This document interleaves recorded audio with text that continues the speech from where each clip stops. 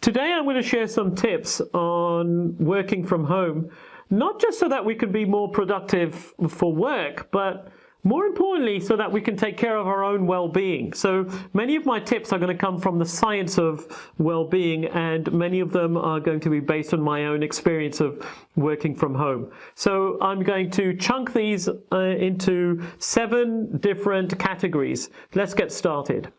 Category number 1, capitalizing on existing rituals. What existing rituals do you have that you can capitalize on?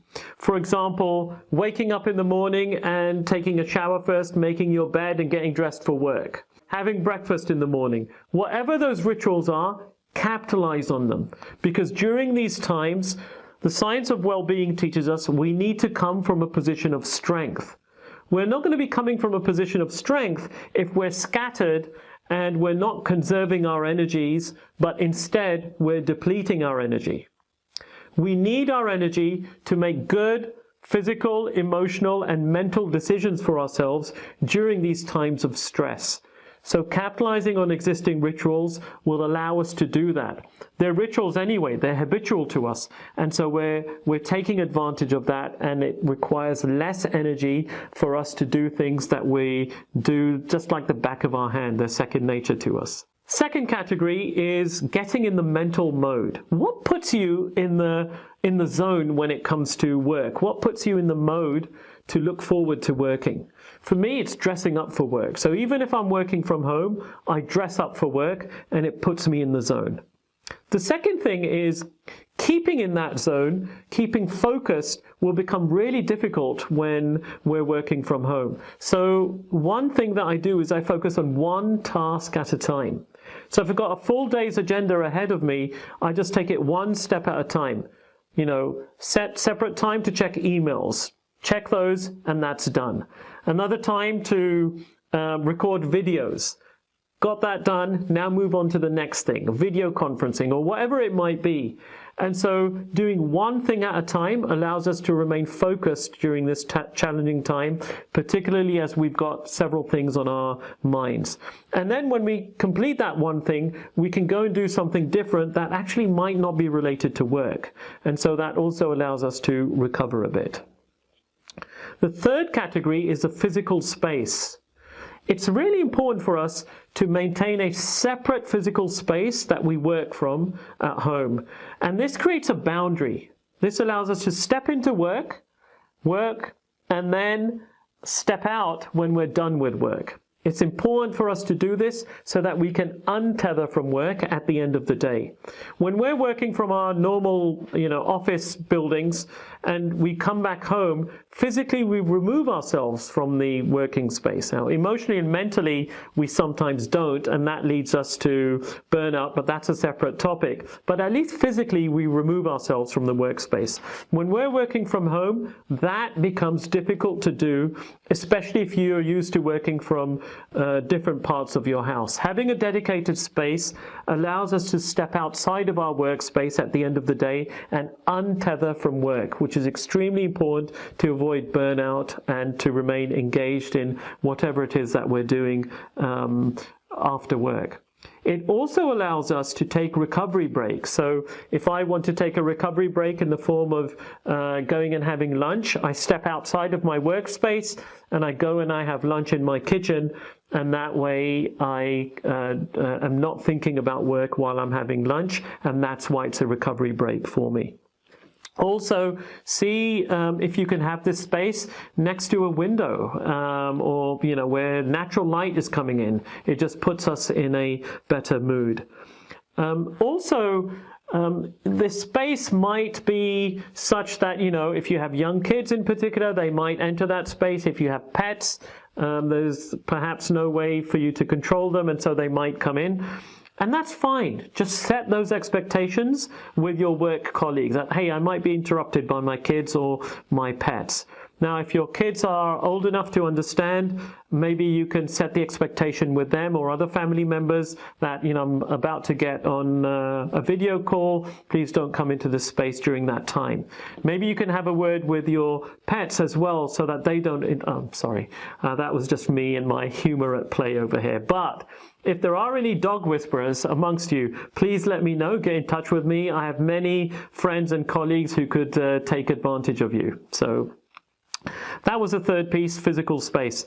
The next category is around technology and what collaborative tools are you using in order to remain connected with your work colleagues and in order to get the work done effectively.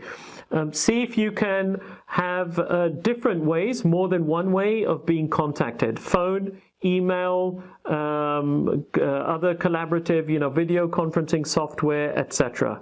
So sometimes if one technology fails, you can resort to another. Also, see if your companies can compensate you for extra software that you might need to purchase during this time. The next piece is around the emotional space, and 2 points that I'd like to mention here.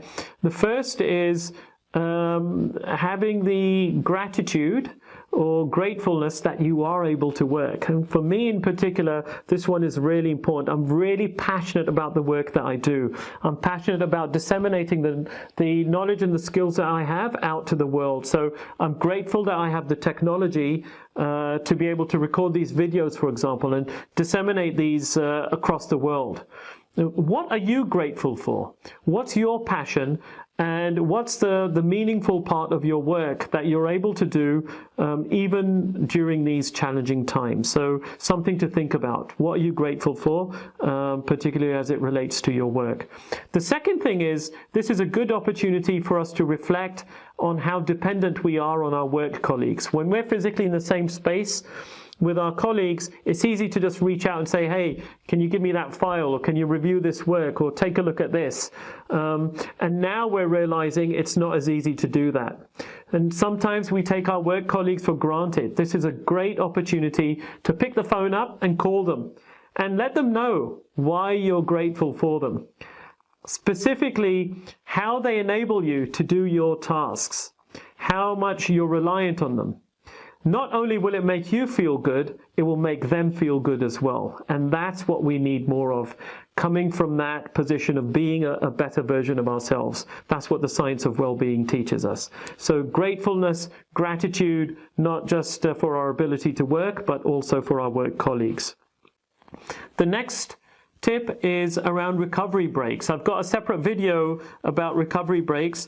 But the key point here is, do not remain tethered to your work all day long. Make sure you step out of that physical space that you've dedicated and take recovery breaks. These breaks don't have to be really long. Even small breaks count, and it refreshes us just a little bit, and then we can go back and resume work. So take plenty of recovery breaks, whether it's going outside, taking a coffee break, eating healthy, whatever that might be. The last tip is around forming new rituals. Because you're now working from home, especially if this is new to you, you can use this as an opportunity to form new rituals. What can those look like? One, I just gave you, having recovery breaks, taking more of those throughout the day. Maybe it's forming the ritual of eating more healthy. When we're at work, in our offices, we oftentimes have the excuse that the cafeteria food isn't good enough, it's not healthy enough, or we don't have the time. You now control the culture of your own space. You control the culture in which you operate. What are you doing to create the best culture for you, for your well-being, for the well-being of your families? What new rituals can support you in creating that culture? Exercise, diet, good sleep habits, taking frequent breaks. Whatever those rituals are, try and create them. This is a great opportunity to take advantage of all the control and autonomy that you have. Those were the tips. Let me know how those go for you, and if there are other tips that you'd like to share, please do share them with me, and more videos to come. Thank you.